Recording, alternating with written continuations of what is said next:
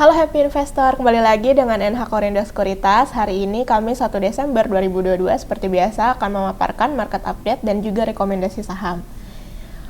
Untuk bursa global, sentimen yang ada ini, lowongan pekerjaan turun moderat sesuai harapan The Fed, di mana menekan inflasi, mendorong Nasdaq memimpin penguatan Wall Street atau terapresiasi lebih dari 4%. Data menunjukkan JOLTS Job Openings Amerika Serikat di bulan Oktober itu sebanyak 10,3 juta atau turun 3,3% secara bulanan. Nah, seiring FFR itu mencapai level 3,75% hingga 4%, memberikan tekanan pada ekonomi Amerika Serikat. Di sisi lain, lowongan pekerjaan ini tetap tinggi signifikan, mengindikasikan pasar tenaga kerja Amerika Serikat itu tetap solid secara keseluruhan.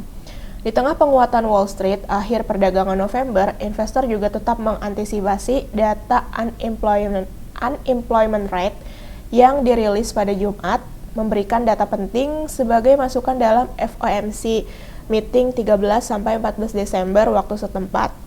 Kemudian, dari dalam negeri ini, volatilitas goto itu lebih dipengaruhi faktor supply demand sehingga seiring dibukanya lockup period per hari ini. Nah, kemudian saham big cap di sektor teknologi ini tengah mengintegrasikan on-demand segmen GoRide, GoCar, GoFood, dan GoSend guna mencapai early profitability.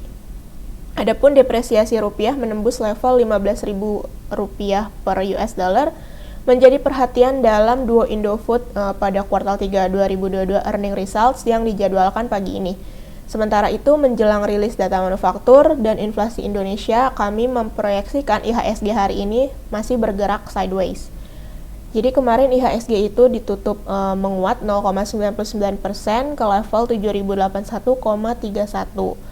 Dengan most active stocks-nya itu ada BBCA, BBRI, ADMR, Telkom, Tebing, BMRI, SII, BBNI, BSBK, dan GGRM. Kemudian untuk top foreign buy ada BMRI, BBNI, BBCA, BBRI, dan Buka. Sementara untuk top foreign sell ada ADMR, Tebing, KGRM, SII, dan Adaro. Kemudian kita lanjut untuk company news. Yang pertama ini ada dari PT Gaya Abadi Sempurna Tbk atau SLIS yang berencana melakukan right issue dengan mengeluarkan saham baru sebanyak-banyaknya 2 miliar saham dengan nilai nominalnya Rp50 per saham. Adapun harga pelaksanaan akan ditetapkan dan dicantumkan kemudian dalam prospektus dengan memperhatikan ketentuan yang berlaku. Selain itu, bersama dengan ini, perseroan juga akan menerbitkan sebanyak-banyaknya 700 juta waran seri 1. Yang kedua, ini ada dari PT Bumi Resources Tbk atau Bumi yang menargetkan produksi batu bara di tahun 2023 itu sebanyak 80 juta ton atau naik dari realisasi tahun ini sebesar 70 juta ton. Perseroan juga mengungkapkan anak usaha Bumi, yaitu Kaltim Primakol atau KPC, ini merupakan salah satu pengekspor batu bara terbesar di dunia. Adapun KPC dan anak usaha Bumi lainnya, Arutmin, ini memiliki penguasaan pasar batu bara sebesar 25% dari seluruh produksi batu bara di Indonesia. Yang ketiga ini ada dari KF, di mana melakukan kolaborasi dengan Sinopharm International ditandai dengan menandatangani nota kesepahaman meliputi produksi, distribusi, ekspor impor, serta peningkatan riset dan lisensi. Adapun kerjasama ini dilakukan dalam hal mewujudkan ketahanan kesehatan nasional dan peningkatan layanan kesehatan di Indonesia yang perlu dukungan dan kolaborasi dari mitra global. Kemudian untuk domestic and global news, dari domestik sendiri ada dari Bank Indonesia, di mana yakin pertumbuhan ekonomi di tahun 2023 untuk Indonesia akan berada pada kisaran 4,5 hingga 5,3% secara tahunan. Meski begitu, BI tak menyangkal bahwa pertumbuhan ekonomi Indonesia akan tetap terkena imbas dari ketidakpastian global. Beberapa waktu lalu, kita tahu dunia dihantui risiko stagflasi atau inflasi tinggi dan risiko pertumbuhan ekonomi yang stagnan. Kemudian, untuk globalnya sendiri ada dari Amerika Serikat, di mana lowongan pekerjaan menurun di bulan Oktober namun tetap tinggi secara signifikan. Lowongan pekerjaan sebagai tolak ukur permintaan tenaga kerja turun menjadi 10,3 juta pada hari terakhir bulan Oktober. Departemen Tenaga Kerja mengatakan dalam surveinya di hari Rabu. Kemudian kita lanjut untuk corporate calendar hari ini tidak ada RUPS dan juga cum dividen, yaitu untuk RUPS ada Vico dan FASW. Kemudian untuk cum dividen ada dari emiten BBCA. Kemudian kita lanjut untuk daily technical. Hari ini masih diprediksi sideways untuk IHSG, di mana support pertama yaitu 7.000, support kedua dan ketiga masing-masing 6960 dan 6900, kemudian support keempatnya di 6850. Untuk resisten yang pertama ini di 7040 hingga 7045, kemudian yang kedua pada kisaran 7105 hingga 7130, resisten ketiga di 7250, dan resisten keempat pada kisaran 7355 hingga 7377.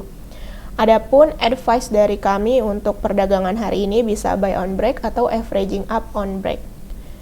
Kemudian untuk rekomendasi saham yang pertama ini ada dari Astra International atau ASII, hari ini spekulatif buy. Target pertama itu di kisaran 6.300 hingga 6.400, target kedua di 6.600 hingga 6.625, dan target ketiganya di 6.900 hingga 7.000. Adapun stop loss di 5.975.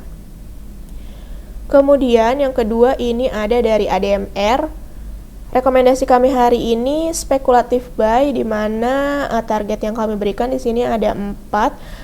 Pertama itu di 1750 hingga 1800, target kedua di 1865 hingga 1900, target ketiga di 2000, target keempat ini pada kisaran 2050 hingga 2060. Adapun stop loss di 1610. Kemudian ada Wika. Rekomendasi kami hari ini buy. Target pertama pada kisaran 950 hingga 955. Target keduanya di 1000 hingga 1015, kemudian target ketiga di 1030 dan 1035. Adapun stop loss di 895. Kemudian ada Sido muncul. Rekomendasi kami hari ini buy, di mana target pertama itu pada kisaran 845 hingga 855 dan target keduanya di 865. Adapun stop loss di 765. Kemudian rekomendasi saham yang terakhir ini ada BBTN. Rekomendasi kami hari ini ada buy, kemudian target ada 3. Target yang pertama ini di 1570, target kedua di 1590, target ketiga ini pada kisaran 1615 hingga 1625. Adapun stop loss di 1505.